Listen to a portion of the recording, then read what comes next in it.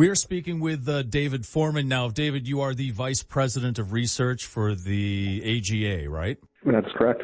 Now, what does the AGA do as far as gambling goes in the United States?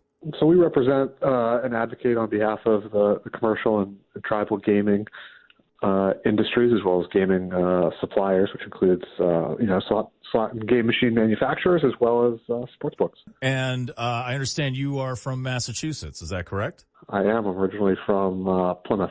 Oh, from Plymouth. I hate to tell you this, but we did a survey of the lamest landmark in New England, and Plymouth Rock, I believe, was number one. Oh, I think Sturbridge Village might give it a run for its money. Good retort, sir. Excellent. Well, let's talk about gaming, which is going to start in just a few hours at 10 a.m. In-person betting, sports betting here in the Commonwealth of Massachusetts. A brand new thing here, and it's going to be just in the casinos to start out. Is that right? Yeah, that's right. It's going to start in the casinos at MGM Springfield, Encore, Boston Harbor, and then Plainridge Park. And then it'll open. Online betting will open in March. I'm kind of like a casual gambler. I'm terrible at it, but every now and then I'll throw it in there. So if I go into a casino tomorrow, will all sports be available to bet on? Yeah, all sports are going to be available to bet on.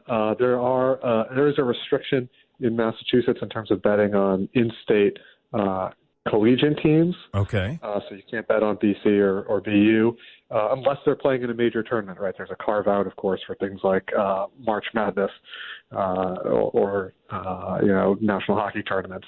But otherwise, you'll be able to bet on all sports. You can bet on sort of in-game prop bets, especially that's especially relevant for the Super Bowl. It's very popular. And then in Massachusetts, you can also bet on special events like the Oscars or the Emmys. Okay, so there will be some non-sports betting going on. Yep. It's the books will apply for each of those, so they may not all offer them, but they are able to. All right. Now let's go back to the college betting. So, as far as Massachusetts goes, you can't bet on any Massachusetts collegiate teams unless they are in a playoff situation, like you mentioned, like an NCAA tournament or a bowl game or something like that. It doesn't make sense to me. Like, you can bet on one or not the other. Why can't you bet on regular season games? Well, I think the concern, and you've seen this in a couple other states too, with legislators or regulators, is that college students are sort of uniquely at risk for integrity issues when it comes to sports betting. We think that's the wrong way to think about it, and that it's safer for everybody to allow betting on college sports. People are going to do it anyway. It's better to have them do it legally. It's better for consumers so that they have protection. It's also better for the college athletes so that legal bets can flag anything that looks potentially suspicious. Okay, so let me throw up an example. You mentioned, some people bet on the Oscars and there's some other non-sports related stuff. So here at the Pike, we do something called the Spicy 16 in March. So we take all the hot sauces, locally, national hot sauces, and we put them in a bracket, a Spicy 16, if you will. Can people bet on something like that? I think you'd have a hard time getting a sports book to book that, and I suspect that regulators would maybe not look favorably on that one. Oh, okay. Oh, that's too bad. What about when you say all sports? Does that include stuff like, let's say, like everything, like water polo, or I think cornhole is becoming something popular that they're actually showing on one of the ESPNs, or maybe even disc golf. Are those going to be available for betting? I don't know that I've seen a book take bets on cornhole or disc golf. But certainly they're allowed to book any major sports in Massachusetts. Water polo, for example, if it was during the Olympics, I suspect that the books would take bets on that. How much revenue is this projected to bring into Massachusetts?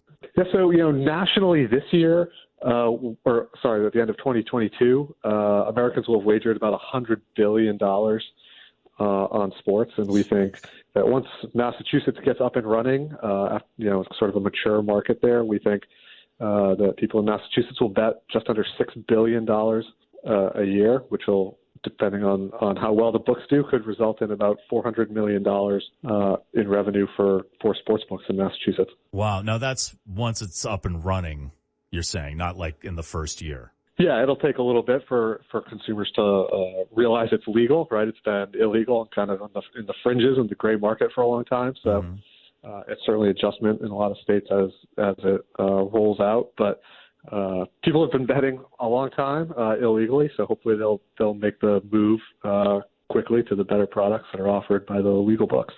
Oh, one last question about what you can bet on. What about esports? I don't believe you can bet on esports in Massachusetts. That's something that people have talked about for a lot of years as a potential area for betting to expand, but there's just a lot of issues that need to be addressed to make sure that betting on esports can happen safely for everybody. Obviously, a lot of participants in esports are younger, potentially underage. True. There's some technology issues with the lag.